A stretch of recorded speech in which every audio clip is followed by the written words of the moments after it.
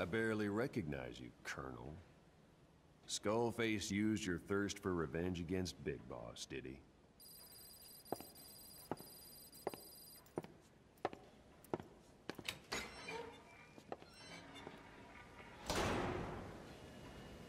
Boss, I've updated the mission list.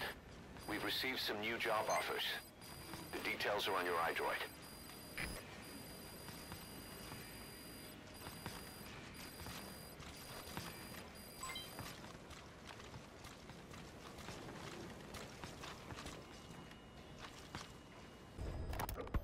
Volgan, the GRU colonel, was burned alive with a Shagohod during Operation Snake Eater 20 years ago.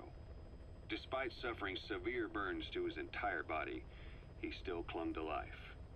After you left Seleniarsk, Volgan's body was taken to a research institute in the outskirts of Moscow, but modern medicine couldn't explain why he was still alive. Not that the colonel was any ordinary man to begin with. That constant electric current he had running through his body that he could unleash at will. To be honest, I was always uncomfortable around him. Thought I might get electrocuted just by standing nearby. The institute studying him was tasked with investigating and developing human paranormal abilities.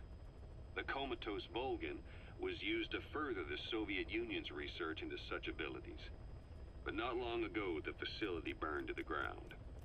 And Volgan's body was never found among the rubble, even though the fire started in the room where they were keeping him. This occurred at around the same time you woke up.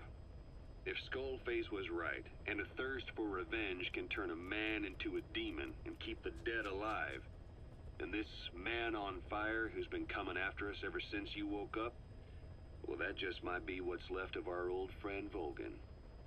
It's not over yet. Back in '64, in Seleniarsk, you brought his plans for a utopia down in flames. That grudge is what's keeping him alive.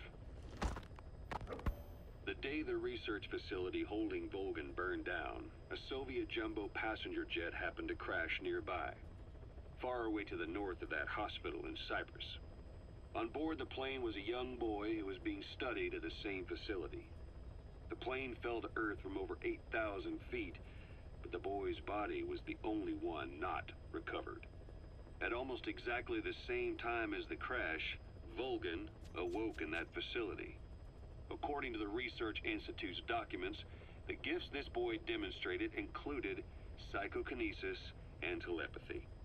To protect his mind from being inundated with other people's thoughts, he always wore a kind of gas mask. A rudimentary form of psychic insulation, apparently. We don't know where this boy is, but if Skullface is connected to him, we may cross paths with him yet.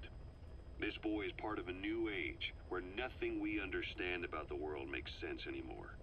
Don't let your guard down.